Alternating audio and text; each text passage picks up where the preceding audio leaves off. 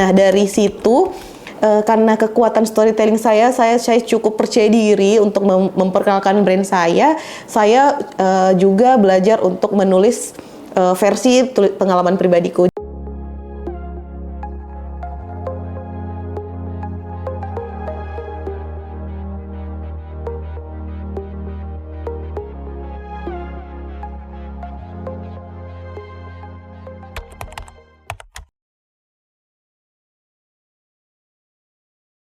Jadi e-book itu sekarang udah 2. E-book pertama namanya Rumah 3 Masa, yaitu cerita tentang bagaimana pengalamanku waktu kecil di rumah masa kecilku, pengalaman kecilku di rumah nenek, dan pengalamanku ketika sekarang saya sudah menjadi rumah bagi keluargaku. Jadi ada perjalanan panjang, dimulai dari masa kecilku hingga sekarang saya yang sudah punya peran baru sebagai ibu.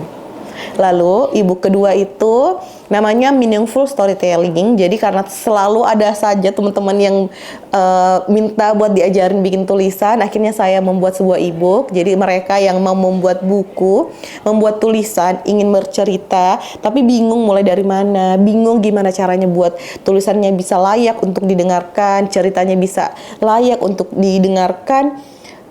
Saya membuat framework, nama frameworknya itu HOPES, itu HOPS, seperti nama bisnis saya HOPS. Itu cara-cara gimana buat bisa bikin tulisan yang bukan hanya sekedar didengarkan tapi juga dimaknai.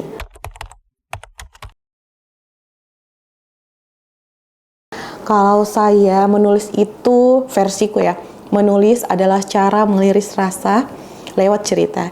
Jadi kadang tuh kita mau cerita tapi bingung kemana. Kadang mau cerita takut kalau teman yang ditemani cerita itu malah merasa dibebani, atau malah yang mending kamu, mending ini, mending itu. Jadi rasanya cerita itu nggak puas, malah menambah-nambah beban.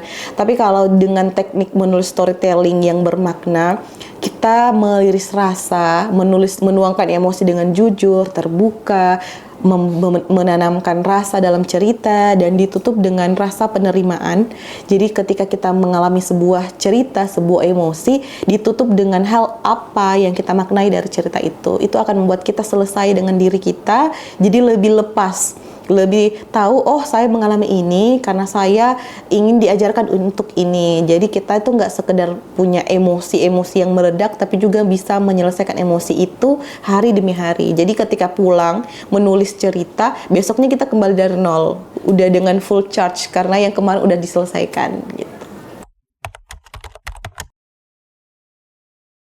Alhamdulillah saya kemarin submit itu launching e-booknya di bulan Juli dan bulan Agustus. Alhamdulillah Juli e-book tentang rumah itu udah beberapa puluh orang yang check out, dan yang meaningful ini belum terlalu saya resmikan, tapi sudah banyak beberapa orang yang saya berikan tester, berikan free access untuk mereka, dan alhamdulillah mereka rata-rata senang banget karena mereka yang awalnya punya cerita tapi bingung mau diceritakan, sekarang udah tahu cara merangkai ceritanya. Rata-rata mereka tuh hanyut di e-book Kapsul Waktu, mereka hanyut dengan rasa, di e-book Meaningful Storytelling mereka hanyut dengan ceritanya sendiri. Itu sih, Kak. Mereka akhirnya menemukan makna dari setiap rasa yang mereka temukan setiap hari.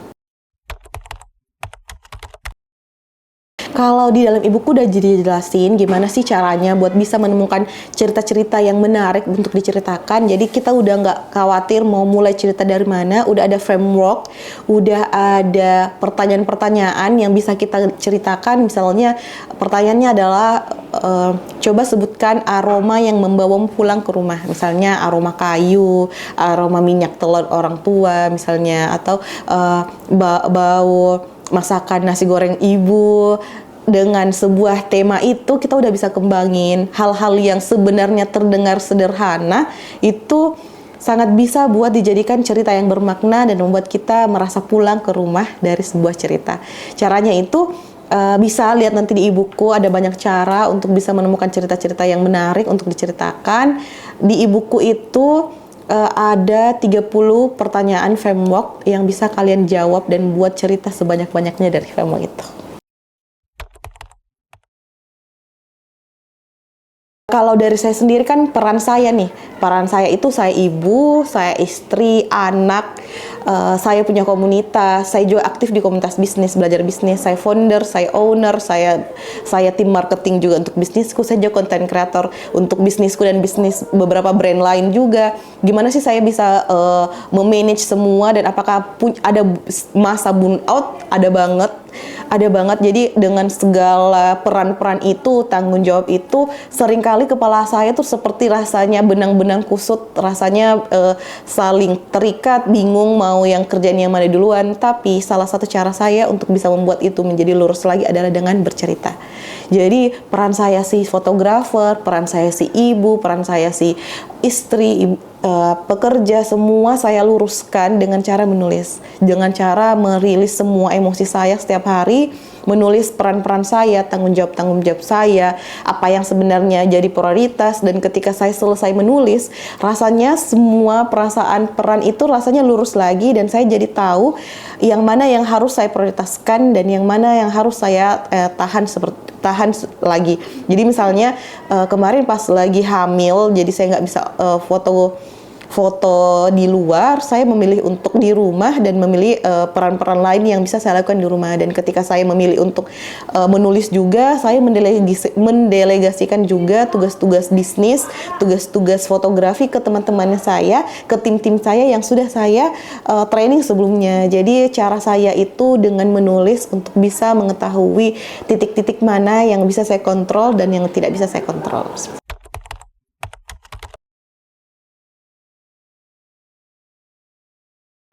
Kalau saya tips buat teman-teman yang juga mau belajar nulis, mau belajar bercerita, saya pernah dengar kalau semua orang pasti punya cerita menarik. Semua orang pasti punya cerita bagus. Tapi bagaimana caranya untuk menemukan cerita itu? Dengan cara selalu bercerita, selalu menulis. Agar cerita itu keluar dan akhirnya kita temukan yang mana sih cerita yang paling pas untuk kita.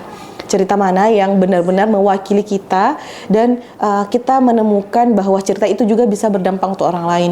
Jadi sebagai ibu rumah tangga dan ingin berdaya, itu nggak harus selalu tentang keuangan. Berdaya nggak harus tentang menghasilkan uang, tapi berdaya adalah ketika kita bisa dan mau menghasilkan karya, menghasilkan sesuatu yang tidak hanya berdampak untuk pribadi, tapi juga untuk orang lain. Dan salah satunya dengan menulis. Jadi kalau mau belajar tentang menulis buku, bisa check out ibuku, namanya Kapsul_Waktu. Bisa cek di link ID, di situ ada ibuku, ada 2, Meaningful Storytelling dan Rumah 3 Masa. Buat yang mau belajar tentang menulis dan mau kembali pulang dengan lewat cerita-cerita tentang rumah, bisa check out